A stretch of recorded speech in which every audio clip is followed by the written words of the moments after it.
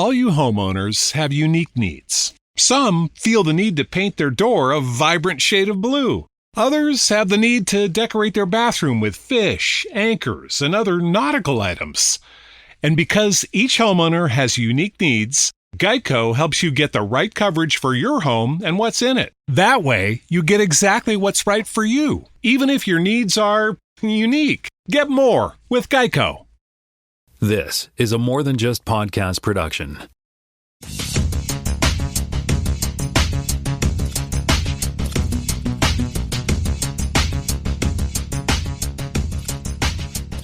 Welcome to Podcast Season 7, Episode 22. My name is Tim Mitra. I am in Toronto, Ontario, and I'm joined by Jonathan Kuline in Jacksontown, New Brunswick. Hello there, kids. And we also have Jaime Lippes Jr. on the line in Seattle, Washington. How's it going? Damn it, missed it. Yeah, I heard you all trying to fill in the gap there. How's it going? You are irreplaceable, our friend. You are irreplaceable. Yeah, you guys are like, you know, when the TV show's like, oh, this person's going to be away for a while. Where's so-and-so? Oh, they went on vacation and they said they'll be back. Oh, okay, I guess that's why they're not in this week's episode. Like TV shows do this all the time. Yeah. Yeah. Well, you know, Jaime wasn't on the show last week, so we have no fact check because we were perfect, right, John? Yes, absolutely perfect in the absence of Jaime. He's the one always dragging this thing down, clearly. We were 25% better this last time than we were this time. Yeah. All right. There's 47 reasons why I said that. Okay, so off to the headlines with Jonathan. Yeah, so let's start with the Oscars. We had the annual biggest night in Hollywood this week. Was, as we talked about, not exactly the best batch of recognition for sci-fi, fantasy, horror, the things we love. There was a few things that were up for some things and a few things that won a few things. So let's just do a quick recap. So, Dune and Wicked and The Substance were up for Best Picture. Obviously, none of those. It was Anora that was the big winner on the night, winning Best Film, Best Actress, Best Director, Best Screenplay, Best Editing. So, oh wait, you mean Denis Villeneuve didn't win Best Director? What? Yeah, it's amazing how when you're not nominated, you can't win. And he was mentioned by about 20 people on the dais. Right? I think everybody thinks that it was just disgraceful that he didn't get nominated, including, I would think, all of us. But it did win 2 awards. Dune Part 2 did win one for Best Sound and Best Visual Effects, and Wicked took home Best Production Design. So that was good. And and Substance won Hair and Makeup for Best Hair and Makeup. That's right. So there was a lot of hair and a lot of makeup in that show. A lot of the lesser, unfortunately, categories go to stuff that we like.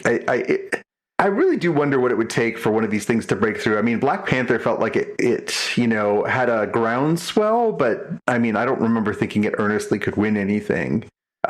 So, disappointing. I guess the closest we've come is that the goddess of all things genre won for Best Supporting Actress. We had Zoe Saldana won for her role in Emilia Perez. You could argue she got put in the wrong category. She probably should have been Best Actress, not Best Supporting Actress. But anyways, she won, and of course, she's just like the queen, right? She's Gamora in the Marvel universe. She's Uhura in the Star Trek J.J. Abrams universe. She's got bona fides. So yeah, she's in some show that I haven't been watching on Prime, I think. Lioness. Yeah. No, I mean, obviously she's, I think, I have to double check the facts, but I think she is the highest grossing female performer of all time, as in she has been in the movies that have made the most money because she's been in so many Marvel / Star Trek / other projects like that. So you mean like not on the paycheck, but maybe a percentage of box office? Not even that she's bringing it home. It's that her movies have made the most. Oh, I see. Right. So she has been in the movies collectively that have made the most money. I'll double check that, but I remember hearing that fact like last year. So.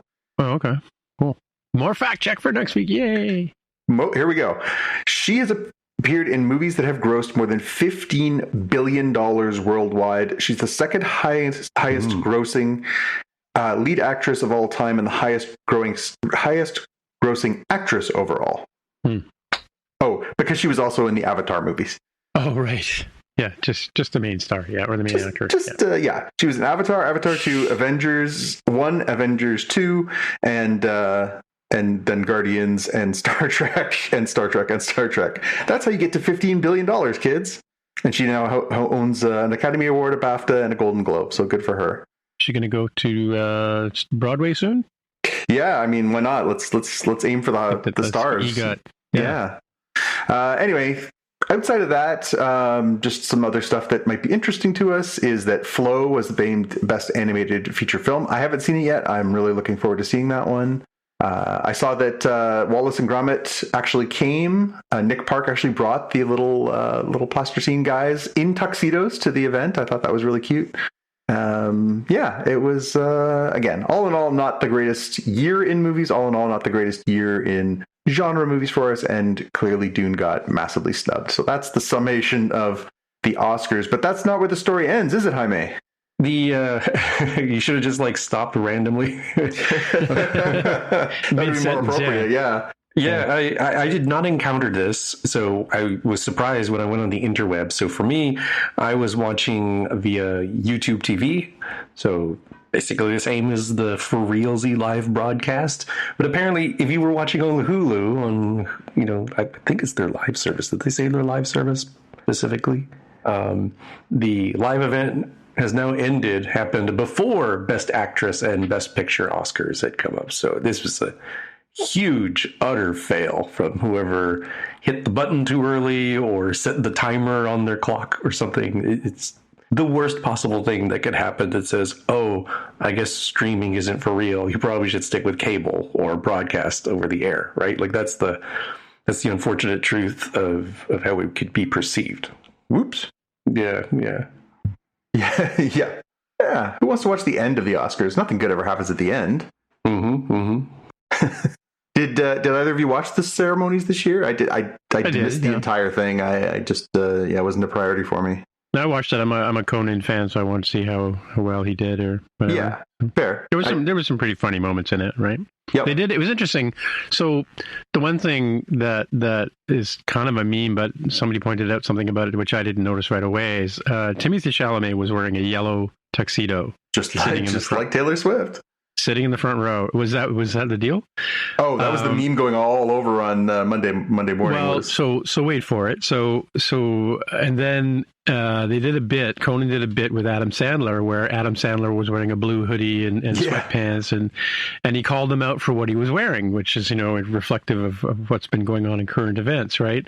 And Adam Sandler was getting all upset, and he's like, what's all this mean? Why are you picking on me? And that's it. I'm out of here. And he starts walking out, and he says, but hang on a second. And he runs back to the front and to embrace and give a kiss on the head to Timothée Chalamet, and he says Chalamet right in the Adam Sandler voice, which goes back to I think it was the Golden Globes or something. Yeah, it was Nikki where Glazer's somebody said joke, I would love to hear Sandler say Chalamet. Yeah, right? that was Nikki Glazer's joke, right? Yeah. So anyway, he said Chalamet, but if you go back and look at the picture, I don't know if you've seen a picture of it or whatever, but it's a blue hoodie and a yellow tux. The same colors as the Ukrainian flag. Oh, yeah. Well, are we reading things into that, or was that intentional? No, I think it was. Well, if you look at it, it's intentional. The color, I don't know about Timothée Chalamet's outfit, but definitely the tone of or the tint or whatever you want to call it of Sandler's hoodie was the color of the flag. Yeah, neat. Little inside baseball joke that nobody got. That's good. Speaking of being treated badly. Honey. Friday Night Baseball. Swing and a miss. Friday Night Baseball is returning to Apple TV Plus on March 28th. Got the list here, so that's an annual thing. Look up your favorite teams. Looks like Toronto shows up twice. I believe the Mariners are twice as well. Maybe just once.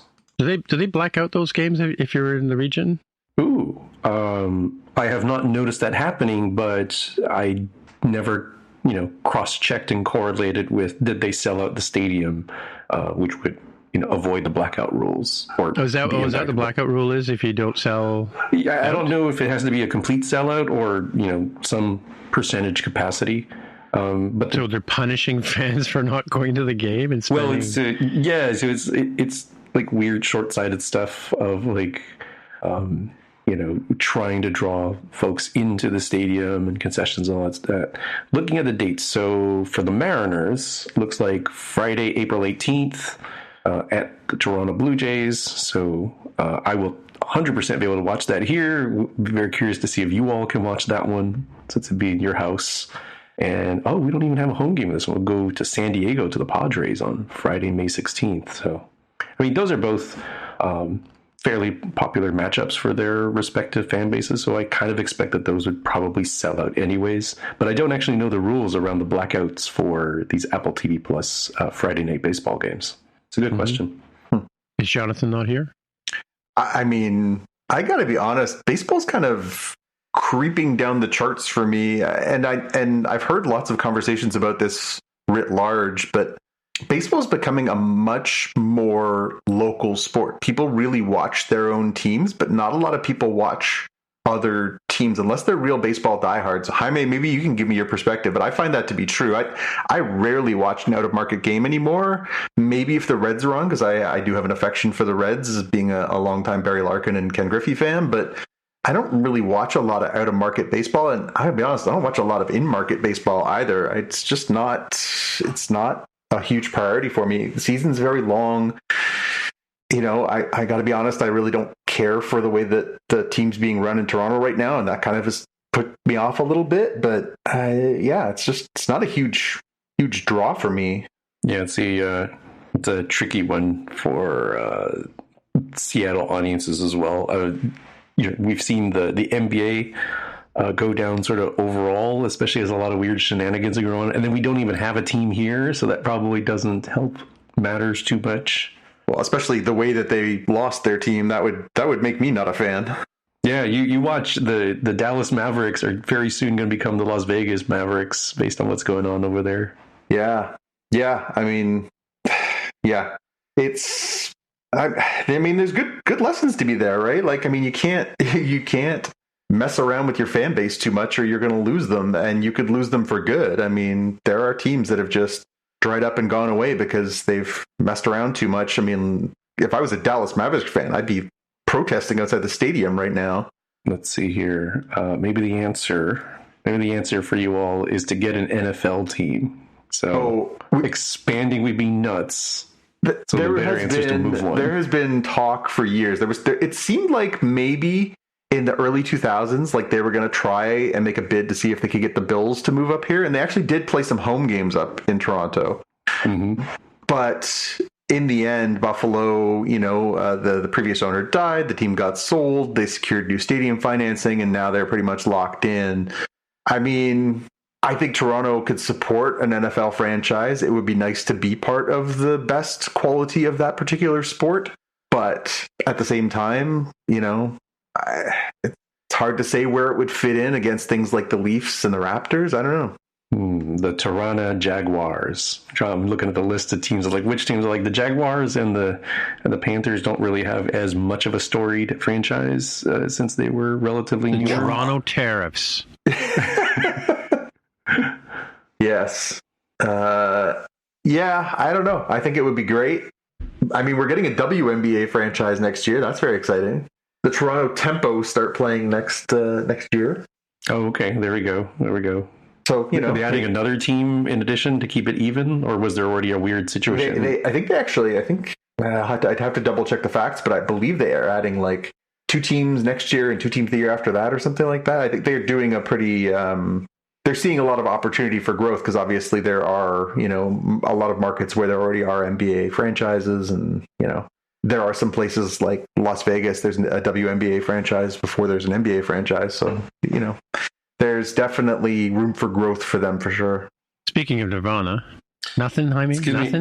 I had to take a little drink. I didn't expect the hard cut there. That's what we call a segue in the business, kids. Oh, okay. Fantastic. I was like, they're going to have like 30 more seconds on that one. My throat is dry. I think we should just try and throw each other curveball segues as much as possible tonight. Yeah. So the note here from the folks at Engadget is that Paramount Plus has added the MTV, or at least 50 of the MTV Unplugged episodes. So Nirvana is one of the great ones. There's all sorts out there that you can take a peek at. Eric Clapton would be a great one. Eric Clapton, yep. I think the funniest one, and I remember chuckling about this as a youngin', was like, Jewel Unplugged. I was like, what? At the time, she was never plugged in. She had an acoustic guitar. Yeah. Yeah. So there you go. They had one of the bands that had the I don't know if it was like a Seattle grunge band. Famously, the lead singer died.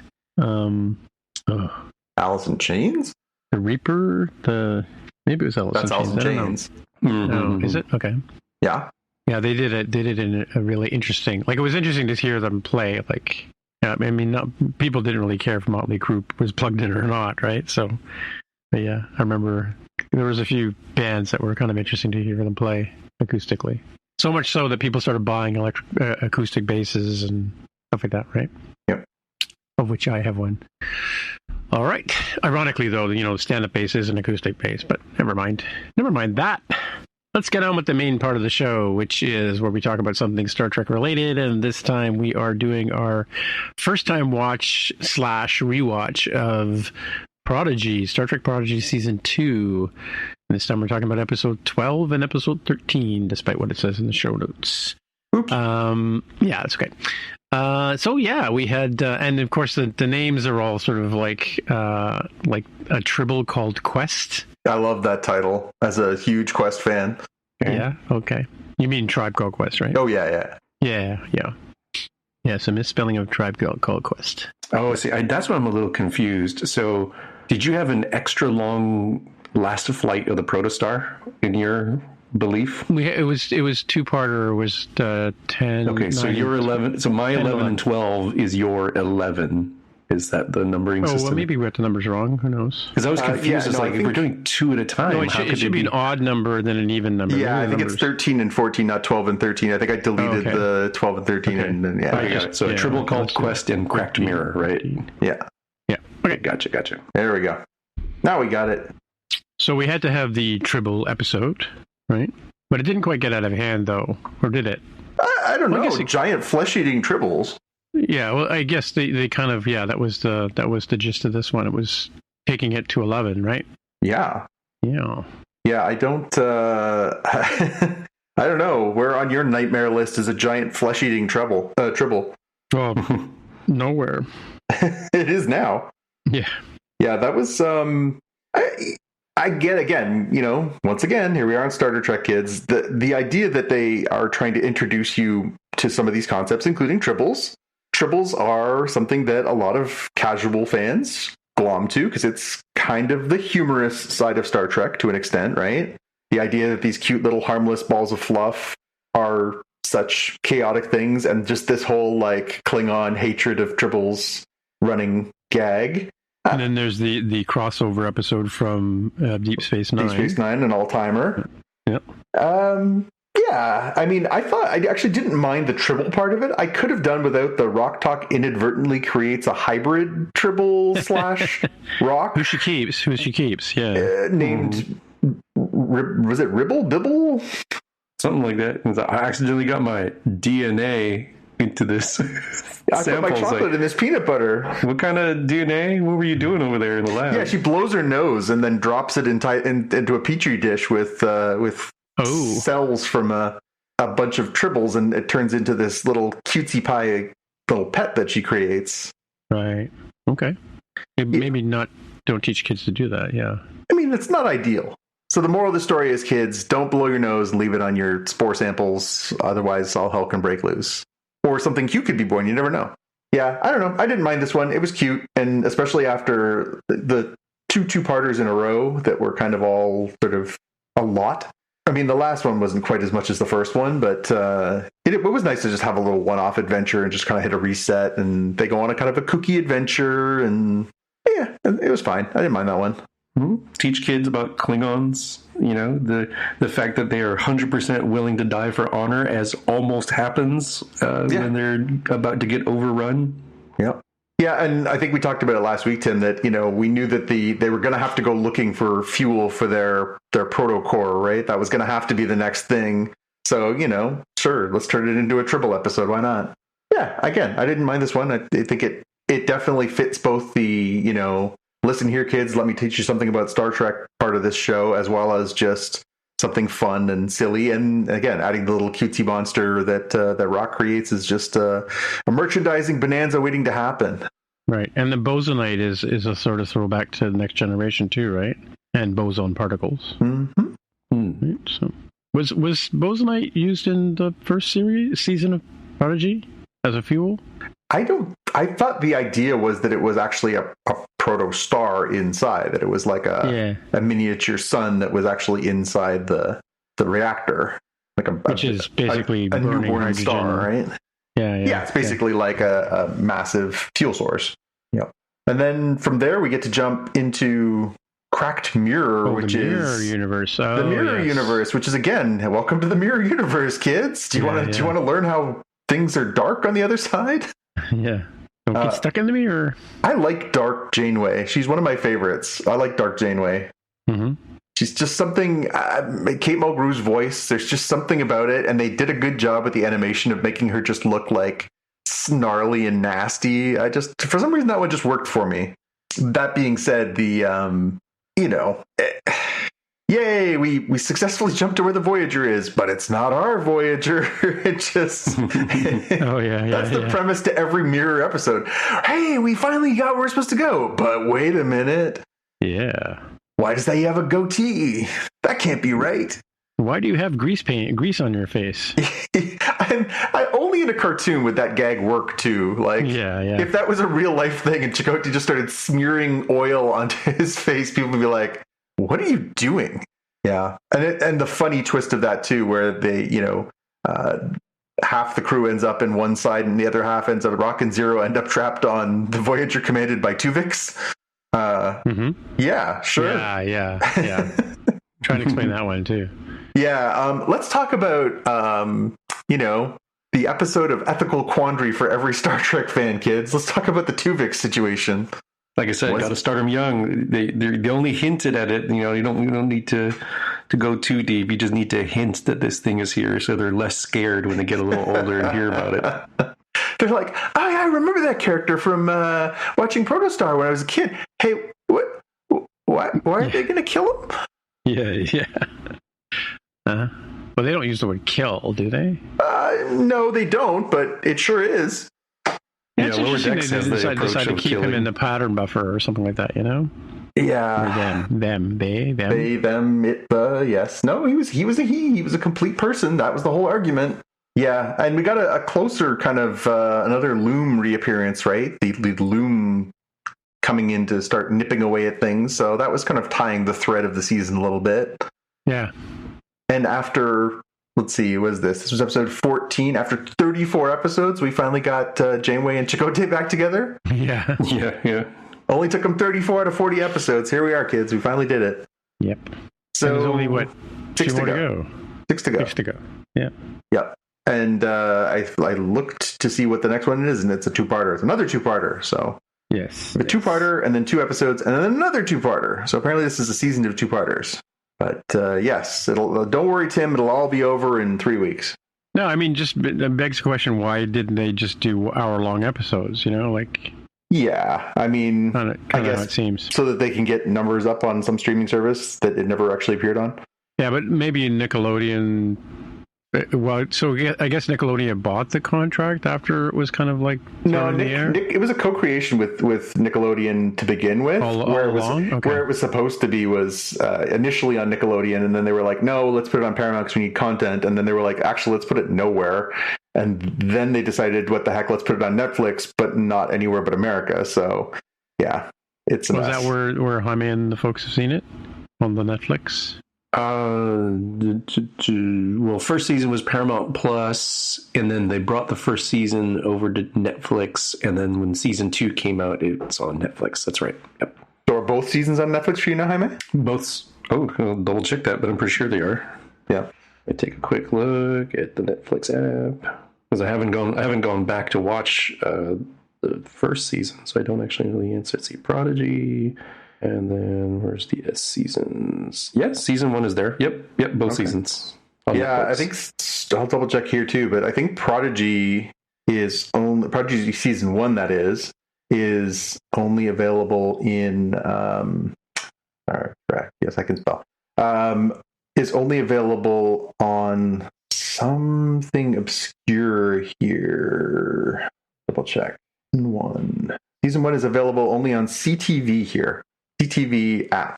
So if you have a CTV subscription, you can watch it, that would be like ABC or NBC television for your equivalency, Jaime, like kind of a random thing. Or you can buy it for Apple TV for the low price of $30, which, sure, why wouldn't you? Why wouldn't you? So generally a good couple of episodes, well consumed. Yeah, I thought these were pretty decent. And, again, it's always fun to go to the Mirror Universe. It's always fun to watch Klingons freak out about Tribble. So, strong content choices. Yeah, cool. All right, let's move on to Severance. Now, it's interesting. I was looking at the name of this episode, Chikhai Bardo, and I'm trying to rack my brain. So the problem is, folks, is that we watched, after we finished recording the show, we watched the next episode. We run to our TV and watch Severance, and then we have a whole week to forget what the episode was about. So I'm thinking to myself, like this morning, okay, so what happened to Mark S?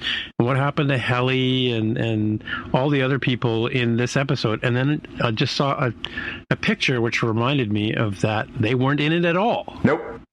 There was only Mark and Gemma.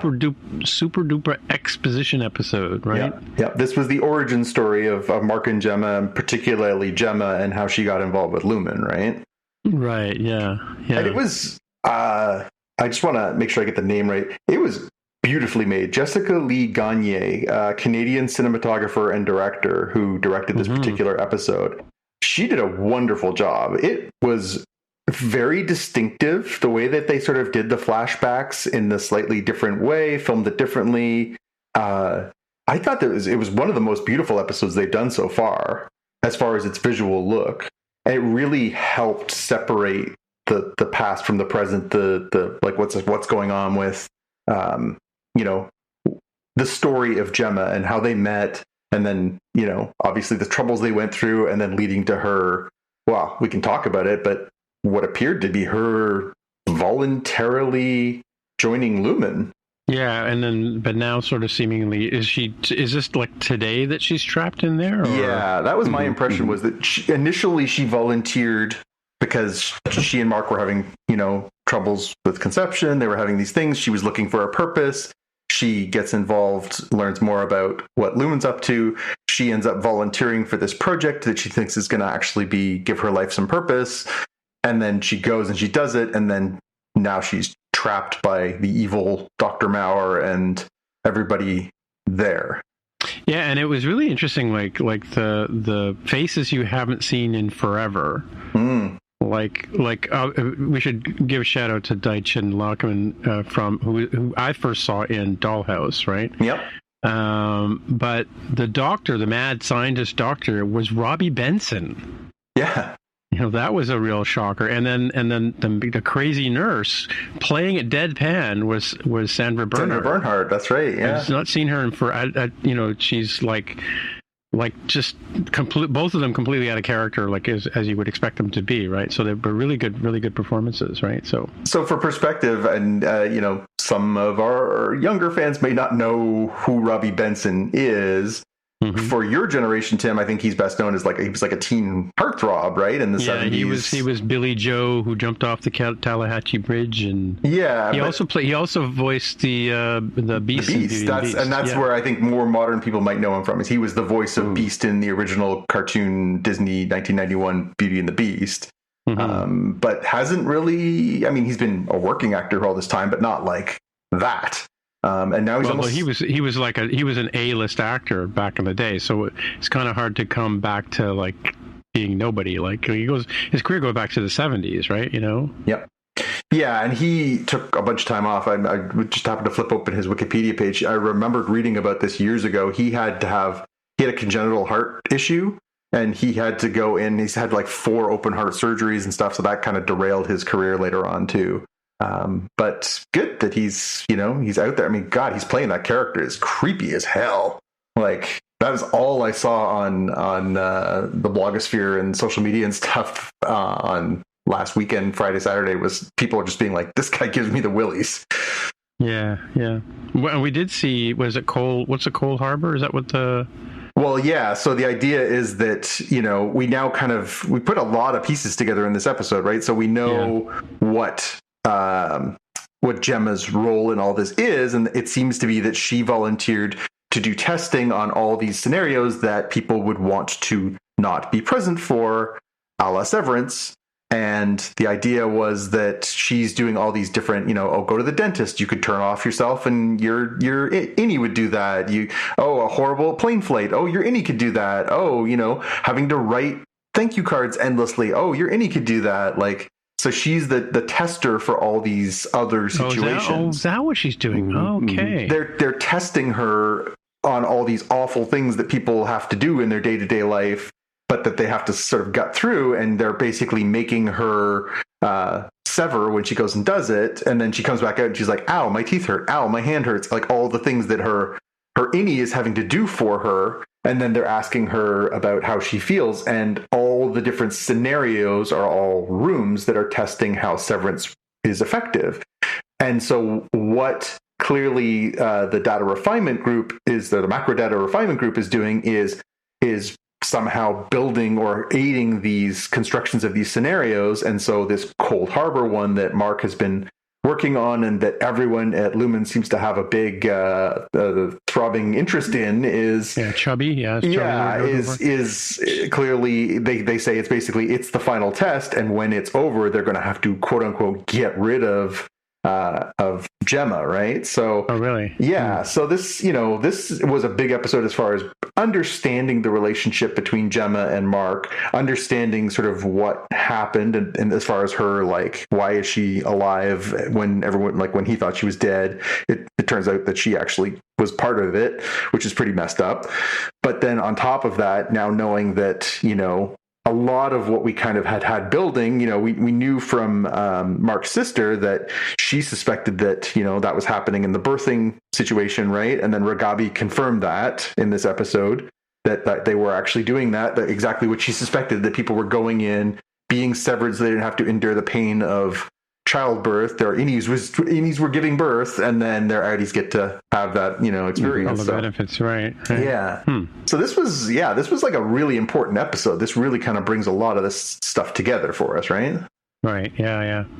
It's kind of interesting that they do have some sort of answer for where this stuff is going. I mean, that's one of the concerns you have where you don't have like a book series. They're like, oh, okay, Silo has a definitive end, certainly they could not stick the landing, but at least there is a landing to stick. Like, you're not going to end up with Lost, or like, oh, we're just making up the entire time. We had no clue where it was going to go. And so this gives me a whole lot more hope that this is leading to some sort of payoff, because it gave us a lot of insight. Yeah. Yeah, I mean, I think this was the most interesting, not only because it was, again, beautifully made and beautifully performed. I thought both Dishan Lachman and Adam Scott were incredible in this episode, playing the different parts of themselves through the different eras and the different ups and downs. I mean, obviously some really emotional stuff, miscarriage and they're falling in love together. And like, this is a lot of stuff these two were putting into this episode. But yeah, I mean, this along with the Ortbo are two real banger episodes that we've gotten within pretty short order. And, we know that we're building towards, only a couple more episodes and we're going to be to the finale this year, which, last season's finale was a real banger. So it's going to be interesting to see how this wraps up for season 2. Do we have 8 episodes? No, they expanded it. So it was 9 for the first season and it's 10 for season 2. So this is 7. 8's to today is drop on 8. So 2 weeks from now will be the finale for the season. And hopefully it won't be another 3 years till the next one. So, yeah.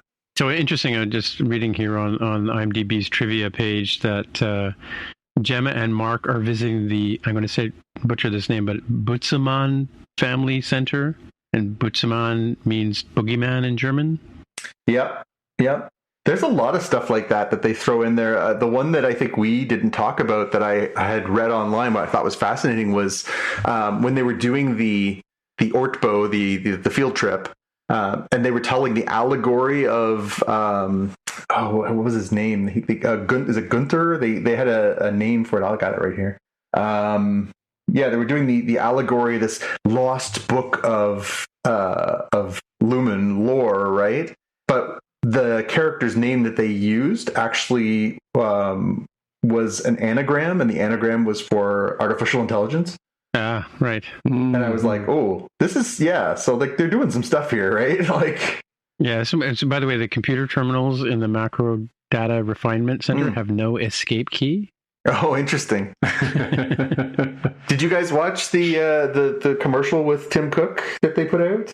It's briefly, but yeah. Mm-hmm. Yeah, again, he doesn't do any data refinement though at the end of it. So. He doesn't. It's interesting though that I think it's really interesting that of all the shows that Apple has put out through its Plus service over the past, what's been almost 5 years, this one they are throwing some weight behind. Like we talked about the thing that they did in New York before the season, where they actually got all the actors to like get in a glass box and perform, and to have Tim Cook doing commercials, and like they are making the full court press for like, this is our biggest deal ever. And it's funny considering they've had, some pretty highly rated and pretty successful programs. I mean, Ted Lasso was a phenomenon. They've had some really big and important shows over the past few years, but like they're putting a huge press on this show. Like this is like a statement piece for Apple now. They're like, we want you to know this is the most important television show on right now. Like they are putting it all on Front Street. If, they got Cook to do a commercial, like, come on, that's huge. All right. Yeah. Good show. Love it. Love it. Now we have another. Sorry. Go ahead. Love it. Okay. Now, a word from our sponsor. All you homeowners have unique needs. Some feel the need to paint their door a vibrant shade of blue. Others have the need to decorate their bathroom with fish, anchors, and other nautical items. And because each homeowner has unique needs, Geico helps you get the right coverage for your home and what's in it. That way, you get exactly what's right for you, even if your needs are unique. Get more with Geico. Now, back to the show. So, and now we're going to move on to another show that I think we all collectively enjoy the last series, the Netflix series version of it. But This is Daredevil Born Again. We got 2 episodes, which, are so far removed from reality, it's not funny. But Matt has, unfortunately, there's a huge, and we're not going to spoil it, situation that forces Matt to give up his nightly activities and go up on the up and up. And, typical, I mean, these first 2 episodes kind of conclude where, you got, it's kind of like, what's the movie with Viggo Mortensen where he's the... History of Violence. Yeah, they keep pushing him and pushing him and pushing him, and eventually he snaps. And I mean, that's a trope that's been done over and over again. And I think that kind of, I think we know that's kind of where Daredevil, he can't just hang up the mask, right? So, well, and the question that the way that they've played this is exactly, I think, what I was hoping for, which is, the Fisk versus Murdoch or Daredevil versus Kingpin dynamic is so strong, and those two against each other is so incredible that to have them both playing against their natures for the first couple episodes, both of them sort of denying who they were and trying to focus on something that they aren't, it really made for some interesting television, just as they're both pushing against their natures to try and find a different way to do things when they both know that they'd be more effective doing the things the way that they are used to. Yeah. The one question I have, I didn't find any, go back and look for any kind of YouTube, recap thing, but so can you explain it? I'd forgotten the dynamic between Fisk and his wife. Like she wasn't involved in his world, or not initially. And Jaime, please jump in if I'm getting some of this wrong, if you remember, but as I understand it from the previous one, so she wasn't part of his world. She was like an art dealer, and then they got together, and then she got hurt, and then she went away, and then she came back, and then he got hurt, and then he came back, and now they're back together, and that's why things are like strained between them. Is she basically like learned to embrace his world? Does that sound about right, Jaime? I didn't watch like the entire series, but it seems like the gist that I got. Right. Yeah. It's I mean, it's interesting too. They definitely make allusions to the Hawkeye series that we saw Fisk in. They make allusions to the Echo series, obviously. We know that it's good that you don't have to, right? You didn't have to watch Echo to care about what's happening here. You didn't have to watch Hawkeye to know all the tie-ins. Like, this is kind of the best approach I think that Marvel Television could have taken to this, is to just be like, hey, if you watched the previous Daredevil show, you probably would get more out of this, but you don't have to. If you watched Hawkeye, you get even more. If you watched Echo, you get even more, but you don't have to watch any of that. We're just going to gloss over some stuff. If you get the wink and the nod, great. If you don't, let's just all agree to move on and enjoy the show. And I think that was the smart way to play it, because that's where this starts to get bogged down, right? If you say to people like, okay, so you're going to need to watch Daredevil season 1, and then you're going to need to watch Daredevil season 2, then you're going to need to watch The Defenders, and you should probably watch The Punisher, and actually Jessica Jones, and maybe some Luke Cage, and I don't want to make anyone watch Iron Fist, but you might. But, you could get bogged down. I think there was something to be said for kind of cleaning the slate at the beginning of the season, right? It starts with a banger. Which series was it where Fisk gets the shot in the face and get the most damage? Was that the Hawkeye one? That's Hawkeye, yeah. So he ended up being the big bad in that one, and his protege Echo was the one who realized that she was being used. Oh, she shoots him. She shoots him in the face, and then he survives. He survives, but what we learn here is that was not an untraumatic event, and that he has to kind of deal with some of that stuff. Just as obviously, he's dealing with his trauma, Matt's dealing with the trauma of what happens to him in this episode, in the first episode. But it's interesting too, because they are pulling stuff straight out of the comics. So, there are some definite leading places for comic fans as well. And if they're doing some of the storylines that I think they're doing, it's going to be a banger of a season.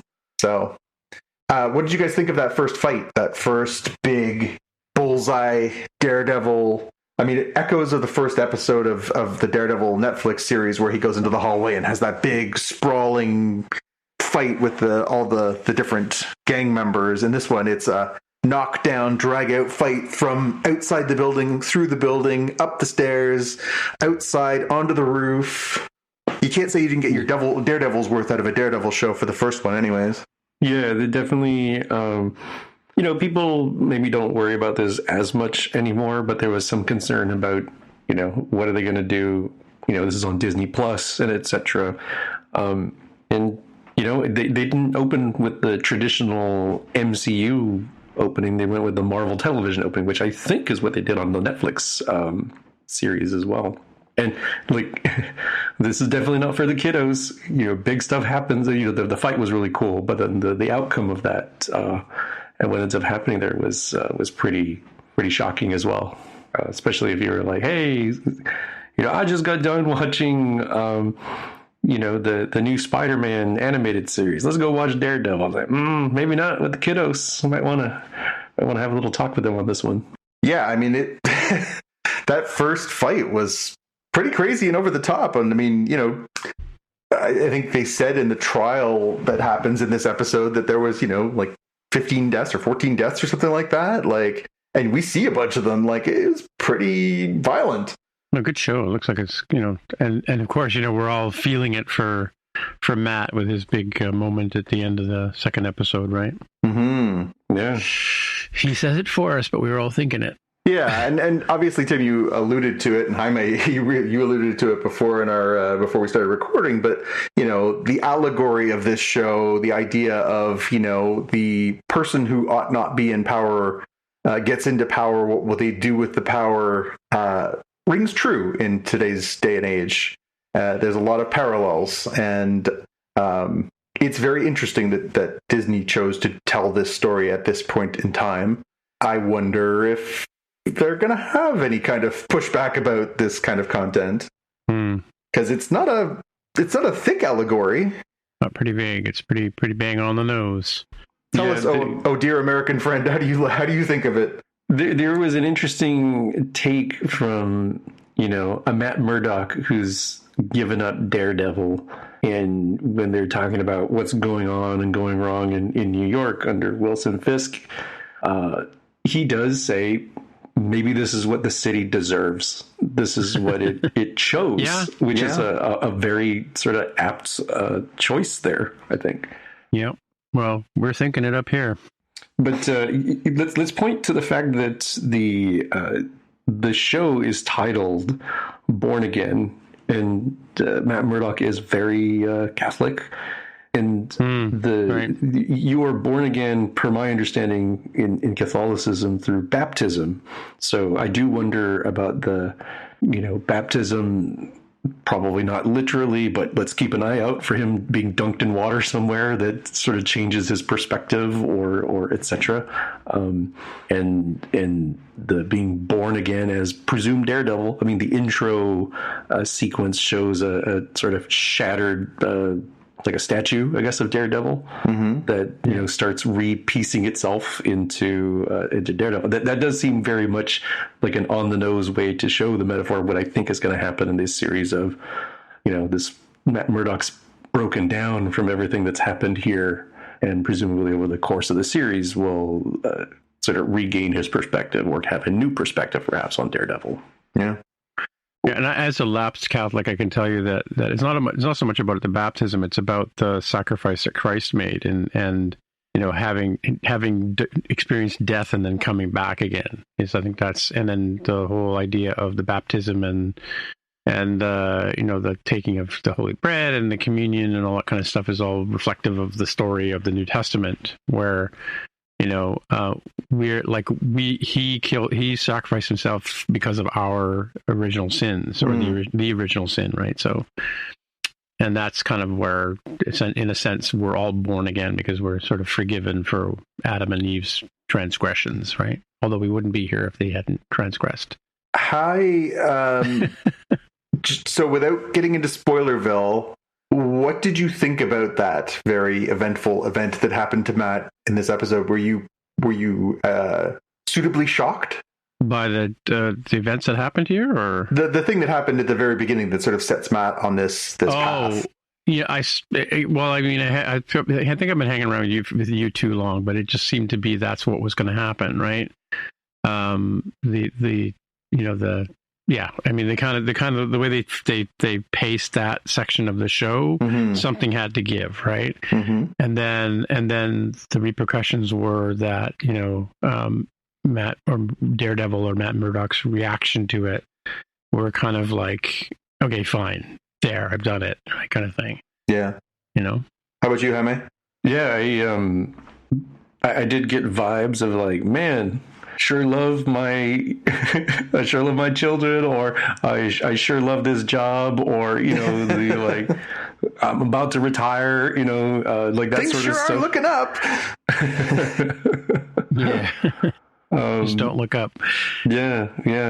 And he was pushed to the edge, metaphorically and physically. I've said that one to my wife on more than one occasion. Never utter famous last words, because you never know. Yeah.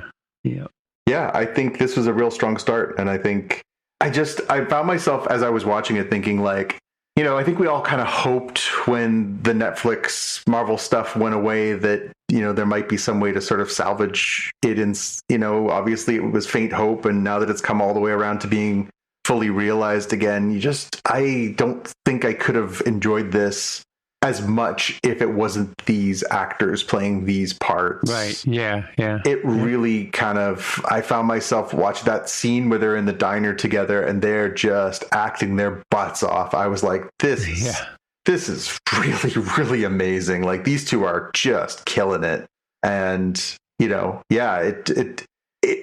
can tell that they love this. this. They love the characters. They know them so well now after all these years. Like, it just wouldn't have been the same if they just started from whole cloth again and done something different. It really did mean something to me. And, again, we sometimes kind of take a crap on some of the stuff, the decisions that are made by these big studios. But the fact that they did follow through and they did listen and that they did bring these particular actors back and that they did listen to the fans saying, hey, we actually love a lot of what was happening here, keep it going.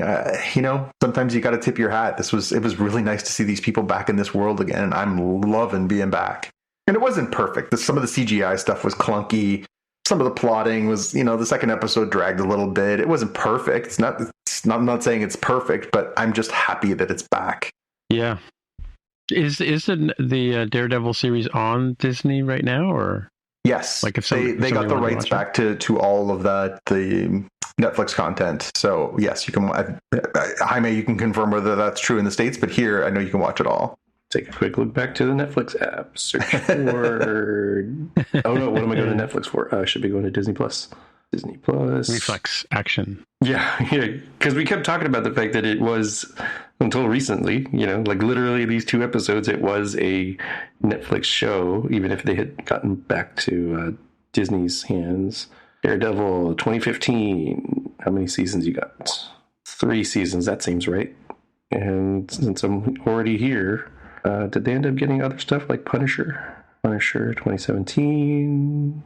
How many seasons do you think that has? Do you think it has 2? Sorry, which one? Punisher. Punisher was 2. Okay, what about Luke Cage? Luke Cage, 2. 2016. You're saying 2 seasons, that looks right. And Jessica Jones had how many? 3. Jessica Jones, 2015. 3 seasons. Yeah, it looks like they didn't waste any time. The Defenders, I guess, is the other thing, right? The Defenders. Right, Defenders. Oh, you know what? Iron Fist, too, right? Since you mentioned Defenders. Right, yeah, 2 Iron Fists, yeah. Did this cross over to the Spider-Man or the Flash series? No, the only thing that crossed over to was Matt appeared in the last movie as Matt, as a lawyer representing Peter. Yeah. Defenders, 1 season. Yep, I see it there. Yeah, well, that's good. So, yeah, I mean, if people are feeling it, like, some of that stuff is fantastic. Again, the building of Daredevil over the course of the first season of the Daredevil series is fantastic television. So, highly recommend that one. But so apparently, the first season is going to be 9 episodes. So we've got 2 down, 7 to go. Mm-hmm. Cool. All right. Ready for the watch list? Are you ever ready for the watch list?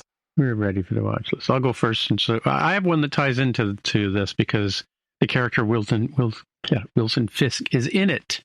Ooh. But I think I mentioned last week that the bunch of movies, because of the Academy Awards, Oscars, were on sale on iTunes. I think they may still be. Spider-Man Into the Spideyverse is $7.99 Canadian right now. So I got it for the Vision Pro and I watched it, and I got to tell you, man, are those two things made for each other. The Vision Pro and Spider-Man Into the Spider-Verse in 3D is amazing. Like 2 minutes in, I was like, my God, this is the best thing I've seen in a long, long time.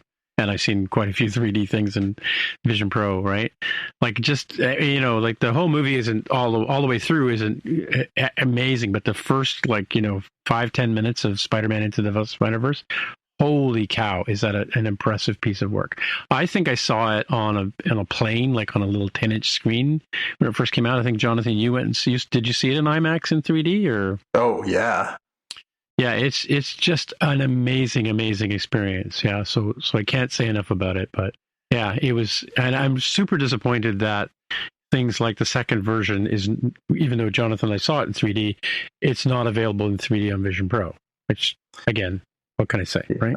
It's some strange choices. I mean, 3D is such a weird thing. Like it it's kind of a niche thing, yeah. It's amazing that you've been able to find this experience. Obviously, not everybody can afford and or also has access to this kind of device. It is kind of a shame that there isn't a way to have more of these movie experiences. Even on like I don't know why the Oculus doesn't have, like why Google Play doesn't put these movies on the Oculus, right? Like there really is.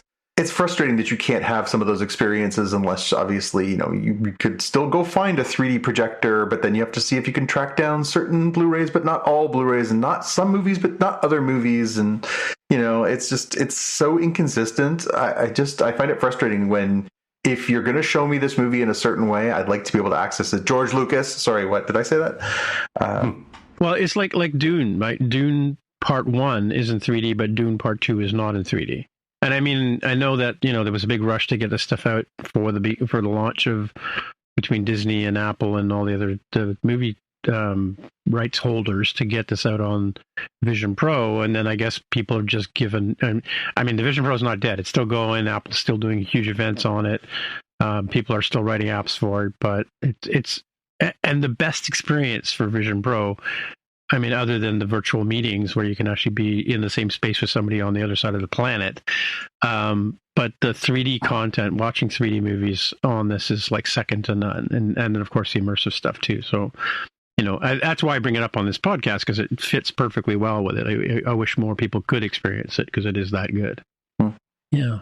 And then the other thing I saw was they're bringing F1 to... and of course, don't read the comments when you watch these movies, but the behind the scenes F1, the making of movie on how they're filming these drivers in these cars, very similar to how they did Top Gun Maverick, where they actually have the actors driving in real cars on real tracks, risking their real lives. But it looks pretty amazing. I'm hoping this is one of the ones that ends up in a Vision Pro experience kind of thing too, right? So I've seen Top Gun Maverick on Vision Pro, and it's just as impressive. I saw it in IMAX when it came out. I think the number one fan and I went and saw it, but or I think we did. But sure, just corrupt my son. That's fine. Yeah, well, I saw it. I don't know if he came with. I can't remember if he came with me or not, but. It was pretty amazing to see that, because there was a whole 10-minute making of video about how he did that jump off the mountain, right? And he actually did it, which is the crazy part, right? And in this case here, Brad Pitt is also doing it. And of course, there was a whole bunch of jokes about the fact is how come a 60-year-old is driving an F1 car in a movie about F1 when it's a young man's game. And I didn't say it, but my comment was, well, probably Tom Cruise was too busy, right? Yeah. Throwing the gauntlet down. Yeah. Come on, Tom Cruise, do better. Yeah. Well, Brad Pitt's holding up his end. Yeah. Going to space, and he's like, doing martial arts on bullet trains, and yeah. all the stuff you do. That's what you and I do in our 50s and 60s, right? Oh, for sure. That's, like, honestly, I'm bored right now. I'm not throwing people jumping over out of something shoulder, fast moving. Yeah. Cool. Well, that's it for me. I'm going to throw over to Jonathan. Yeah. So I want to talk about a new comic book that dropped this week. So we've been talking about the Star Wars universe at Marvel Comics, where they've been telling in-canon stories since Marvel started pick the brand back up a number of years ago. It's been almost a decade now that they've been telling these stories in comic books, and they explicitly said that this is canon, this is everything that happened. And they've explored all kinds of interesting parts of the Star Wars timeline. They've explored lots of interesting characters.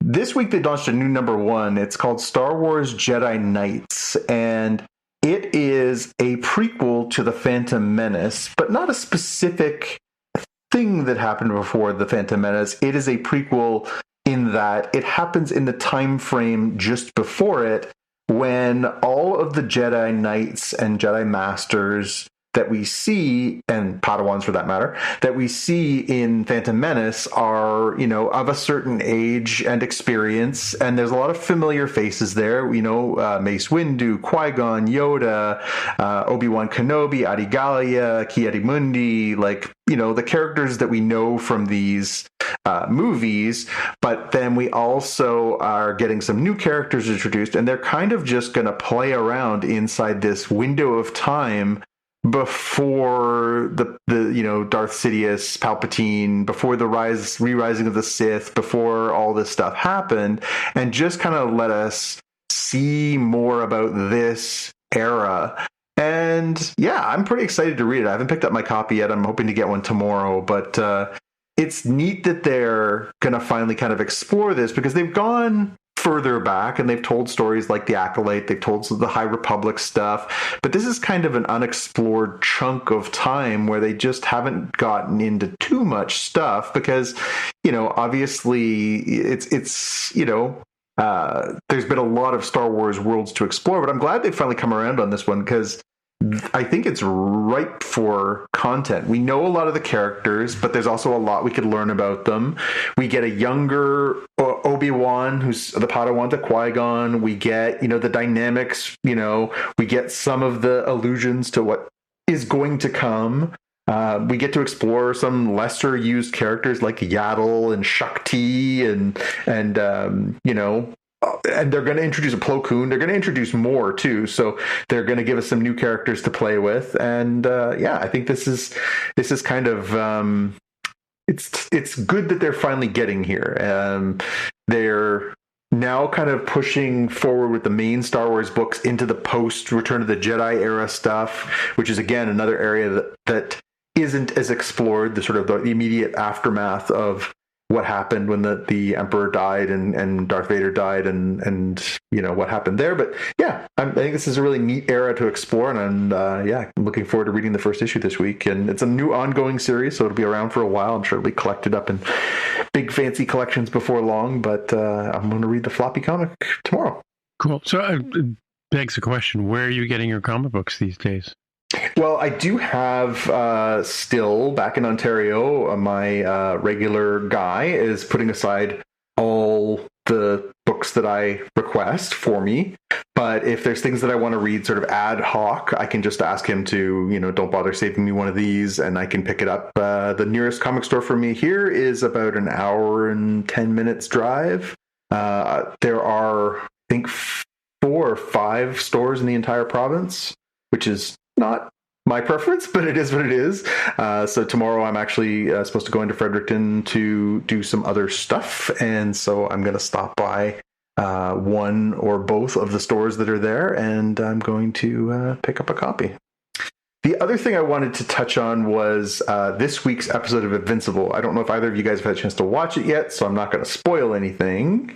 You guys watched it yet? I've not, no, because Daredevil was a twofer. I was like, I don't really have the slot for Invincible this time. Yeah, and that's okay. So this is based on a comic. The series so far has been very faithful to the comic. They've made some appropriate changes, but they haven't gone too far off. And they teased it at the end of last week's episode with, we see Angstrom Levy there with a bunch of other Mark Graysons. This episode tells that story, and again, without getting too far into spoilers, I'm just going to say it is a freaking banger. So for those of you who are, sort of casual or, maybe a few episodes behind, do yourself a favor and catch up, because the Invincible War is here, and it is a banger. Blows up real good. Blows up really, really good. All right. What do you got for us, Jaime? We got an article that asks a question that many of us think about, and it's really in the title. How many episodes should you watch before quitting a TV show? A statistical analysis. So it will vary a lot, in terms of if it's a show that doesn't even have enough episodes to get to the magic number here, you got to adjust there. He was looking at the IMDb database and seeing individual episodes scored against, the sort of typical and overall episodes. And according to this, I'm going to read the quote here. Where is it? According to our findings, most shows, not all shows, most shows, require 6 to 7 installments before early ratings match or exceed the long-term average for that series. Again, if it's like a 6-episode miniseries, it's not going to really apply to that one. But if you're looking at Friends, or as you bring up Breaking Bad and The Agency, all these other ones, apparently the number, according to the stats, is 6 or 7. You should hang on for a while longer. Oh, so you watch the first 6 or 7 episodes and then you stop watching? Well, at that point, it's okay, if it hasn't gotten to the point where you're I'm going to watch this, you're probably never going to, because it's going to tend to stay around that quality. So some of the shows that start out slow, your friends tell you, oh, it's a slow burn, just get to the first few episodes and then it gets really good. This is kind of accounting for that mathematically. Yeah. Well, I was sort of thinking about too from the other perspective. Like, for instance, The Walking Dead. I didn't watch the last 2 seasons because it just got so deep in it. Like it was just enough already, right? And I've decided I'm sort of 4 episodes in on the 3rd season of Yellow Jackets, and I've decided I'm not going to continue watching because first season was really good, second season was kind of okay, and the 3rd season is more of kind of okay. But I mean, from a plot point of view, it's kind of it's losing me in terms of its mystical qualities. They're turning out to be less mystical and more people being stupid. Mm-hmm. That it's lost its shine, as it were. So it was a really interesting show at first, but yeah. And the same thing with Walking Dead. I got tired of the same thing every week. Well, that just turned into murder porn after a while. Yeah, it was just a body count. Yeah. And it wasn't live, and justified that it wasn't live bodies, right? So. Yeah. But I think probably like in the picture they've got in the article, which is strange, is Breaking Bad, right? I think probably like 3 or 4 episodes into Breaking Bad, it was like, okay, I can't stop watching this, right? Yeah. Speaking of Breaking Bad, I wanted to tag up on that for the Invincible conversation. Last week's episode, which you guys have both seen last week. No, Aaron Paul. Aaron Paul is the bad guy in last week's episode, and he was amazing. Like, for a voice performance, like sometimes it is what it is. He was supposed to be playing a character who was just distraught and anguished and furious, and man, Aaron Paul was killing it as a voice actor in that episode. That was really, really impressive. Yeah. Yeah, I think I've only watched the first episode of this season, so. Oof, time to catch up, buddy. Yeah, or not. Yeah. All right. Well, I guess that's it for another week. So, hey, Jonathan, if people want to get in touch with you, where would they find you? Well, you can find me on Blue Sky and on Instagram at JPK News, or you can find me on YouTube at youtube.com/@JPK. And if you go to one of the 2 comic book stores in Fredericton tomorrow, you have a 50% chance of catching. Well, it depends how fast Tim gets this episode up, but yeah, you're true. in New Brunswick and want to talk comics, you hit me up. Yeah, by the way, it's too late. Yeah. By the time you hear this, he'll be long gone. And Jaime, if people want in touch with you, where do they find you? I'm on Instagram as @DevWithAHair. All right. Well, my name is Tim Mitra, TIMMITRA, on the Blue Sky, the Mastodon, the Instagram, for now. Threads. Yeah. Most things, that's what my handle is. And PixelFed, actually, a friend of mine just is working on a test flight app for PixelFed. So actually, I forgot I opened an account on there, but yeah. So yeah, I think PEL, PEL is the name of the app that's going to come out. I'm working on that forever, and we're all looking forward to trying it out. So until next time, we'll see you in the future. Bye. Bye. Bye. You've been listening to the Spotcast podcast. If you want to find out more about the podcast or see the episode show notes, visit the Spotcast website at spotcast.com. If you have feedback or questions, you can get in touch with us on the website. If you like the show, please consider recommending us to a friend, writing a review on iTunes, or pledging any amount at patreon.com/spotcast. You can find details on how to help us on our website, spotcast.com/sponsor us. Thanks for listening, and we'll see you in the future.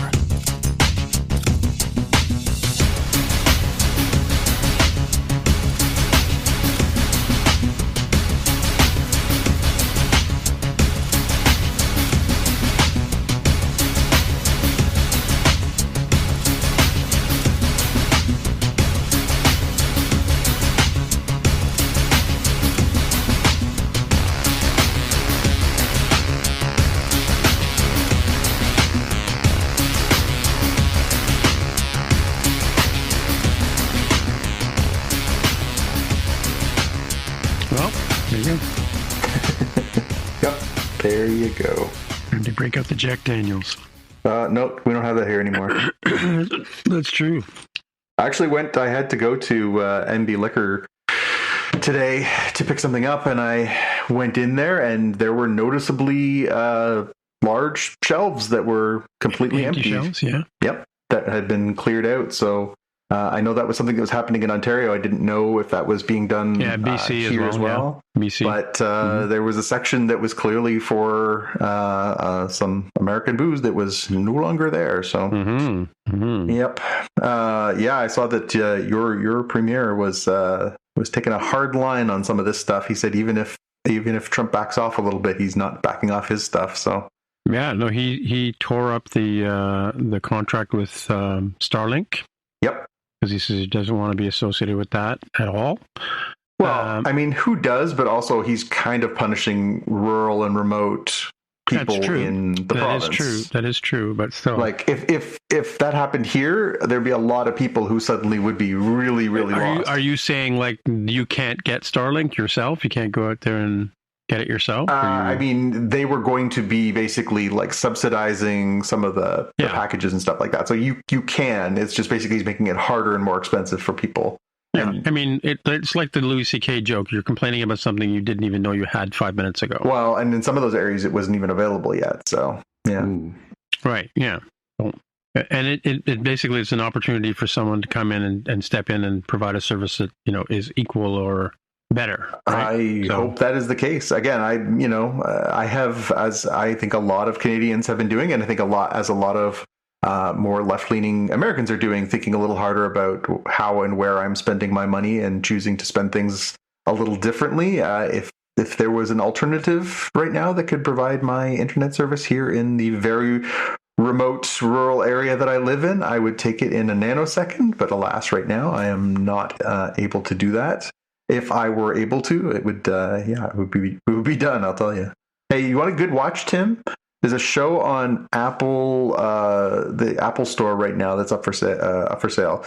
It's called Poker Face. Did you watch Poker Face? Nope. It's a series that came out like a year and a half ago, 2 years ago. It's Natasha Lyonne. She basically... Oh, yeah, maybe I did. Yeah, I think I did watch an episode or two of that. Yeah, she plays a woman who has the ability to tell if people are lying. And it's her. It's Rian Johnson, the guy who did Knives Out and Looper and one of those Star Wars movies that we actually liked. The two of them teamed up and made this show. Anyway, I thought it was really great. Sherry and I watched it and really liked it. And the first season, they're gearing up for the second season. The first season is up on the Apple store right now. 10 episodes for $5. Totally worth it. Totally worth it. Yeah. I think I might have seen that one. Yeah. Because the Russian doll one was about, she kept going into the past and stuff. Yeah, right? I like that one too. I thought that was really good. That's the same woman that worked on that is the same woman who did The Acolyte, actually. But yeah, I really like this, and I'm glad they're doing a second season. The second season is loaded. It's like guest stars galore. It's like they're doing like it's almost like those 1970s shows, like, the sort of mystery of the week, guest stars traveling to different parts of the country. Like, it's got a kind of vibe to it, and I'm kind of digging it.